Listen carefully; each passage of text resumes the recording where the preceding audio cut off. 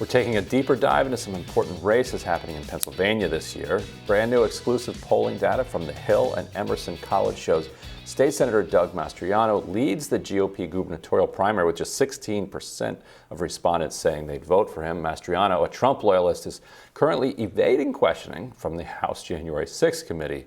He still, however, is waiting for that coveted endorsement from the former president. Meanwhile, Lieutenant Governor John Fetterman continues to lead the state's Democratic Senate primary with 33% of the vote. However, that's with 37% of respondents still undecided. Joining us to weigh in on the data and what we might be able to expect to see in the state of Pennsylvania in 2022 and 2024 is Jonathan Tamari, national political reporter for the Philadelphia Inquirer. Welcome. Thanks for having me. So, yeah, thanks for joining us. So let's start with Fetterman and Lamb. Obviously, we saw reporting recently that suggested, I think, to us that the Lamb campaign is very spooked, or maybe I don't know if they were taken aback by Fetterman's popularity. But what's going on there, and what are they doing to kind of regroup, and how is that looking like it will shake out?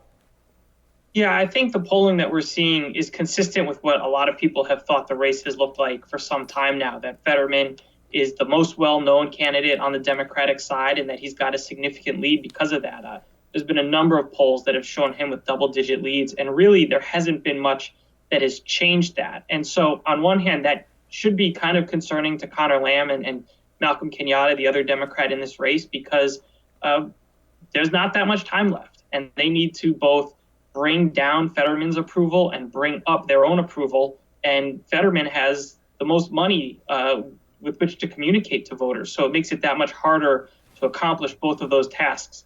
On the other hand, it's also not that surprising that things haven't changed from the baseline, because the campaigns have only very recently started going on television, which is really important in a state as large as Pennsylvania. So it's not surprising we haven't seen so much movement yet, but there is not that much time left really to try to accomplish these two things and close such a large gap. The question is going to be, how solid is John Fetterman's support? He's the most well-known, and again, so that it explains some of his support. And the question is, once he starts getting attacked, once people start trying to put some negatives on him, does that support hold? How solid is it? And I think we'll find out in the coming weeks. It feels like the two things would have to happen together, and that would be some consolidation by the non-Fetterman candidates plus a massive influx of kind of super PAC money. And Connor Lamb's super PAC recently did call on wealthy donors to pump a lot of money into the super PAC to take Fetterman down. Any indication that those donors are going to kick in at the level that would be needed? And what's your sense of whether the rest of the field is willing to consolidate against Fetterman, kind of the way that Democrats did for Biden against Bernie during the presidential? We're not seeing that consolidation yet. Lamb is winning a lot of insider support within Pennsylvania. He's got the Democratic Party of Philadelphia, for example, endorsed him recently. He's gotten the endorsement of some significant labor unions. But there are still other pockets of support. Malcolm Kenyatta has scored some pretty significant endorsements himself. The National Party, very notably, is not weighing in, at least not to this point, which is a big change from in the past. So they're not kind of putting the national donors on alert to come in and support Connor Lamb over John Fetterman. And that's a big difference, because the National Party did play a huge role in deciding the 2016 primary. So we're not seeing that yet. And that is a challenge for the super PAC of Lamb to really raise that money, because when you talk to donors and people who've worked on super PACs, they say that these big donors, they might support a Democrat against a Republican, but if they're coming from outside the state, they're less likely to come in and pick a particular Democrat against another particular Democrat unless they really get a signal from party leaders. And we haven't seen that on a national level yet. And so let's talk about Mastriano, who's leading as the Republican candidate for governor, a very Trumpian MAGA figure, from what I understand. Does that, just how conservative he is, how Trump loyal he is, does that make him, would that make him vulnerable, in a general? There's a lot of Republicans, even kind of more in the establishment lane of the Republican Party, but a lot of Republicans who look at the polling that shows Mastriano ahead And this is kind of their nightmare scenario because he is very he's on the fringes of some issues. He's really made his name big, most recently in kind of supporting the Stop the Steal movement after the 2020 election and really raising doubts about that election. And there are and he's got a loyal following because of that. But there's a concern with Republicans that he's got a very low ceiling, that his views will not play outside of kind of the far right within Pennsylvania. But the concern that there is within the party is that there are so many candidates running for governor right now that 15, 20% support might actually be enough to win the nomination if all these candidates make it to election day. So at the moment, Mastriano has that strong base, and the concern among Republicans is that they don't know that he can grow beyond that if he is the general election candidate. So we'll see if there's another Republican that can kind of come up and consolidate the non-Mastriano lane, as it were. Right, and just so our YouTube overlords are satisfied, that claim by Mastriano that the election was rigged is untrue. False.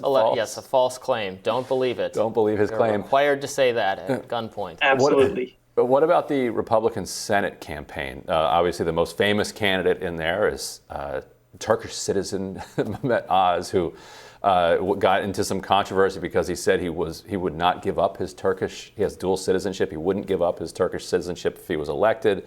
And then under some pressure, he said, "Okay, I will give up my Turkish citizenship." But how is the Republican primary in the Senate race shaping up to likely face Fetterman?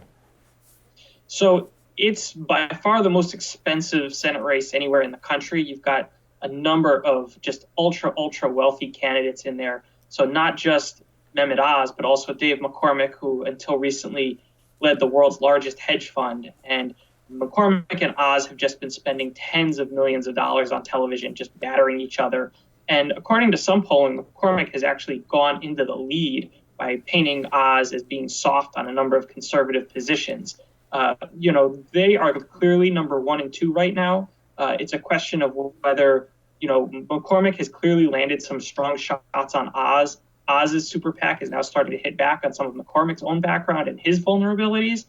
And it's a question of can Oz's spending keep pace with McCormick's? Because McCormick not only has his own money, he's got a lot of wealthy friends that are putting money into the race to support him. And then the question also becomes, if those two just beat each other up for months on end, could a third Republican candidate kind of slide in as the other option if the negatives on those two get driven up so high?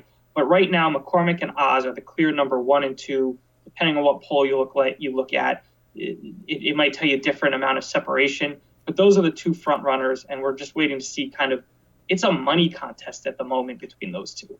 And how's McCormick look in the general? Is he more in the Mastriano mold or more in the Glenn Youngkin mold? We think he will try to be more in the Glenn Youngkin mold. Now, he is, at the moment, really trying to kind of show his conservative bona fides, trying to appeal to those Trump voters. He's hired a number of former Trump aides, some pretty prominent people like Hope Hicks, who was a longtime Trump advisor. He has brought in people like Sarah Huckabee Sanders to campaign for him. He's got endorsement from Mike Pompeo. So he's clearly trying to appeal to that Trump base and possibly even secure an endorsement from former President Trump. But, he does have some of the very same advisors who advised Glenn Youngkin. He's a longtime, finance person, a guy who's worked in big business, a guy who worked in the George W. Bush administration.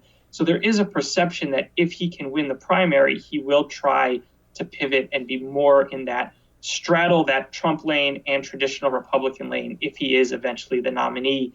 But he's not going there yet because he's still got to win a primary. Don't break out the vest. That's right. Jonathan, thank you so much for joining us. We appreciate it. Thanks for having me. We'll have more Rising right after this.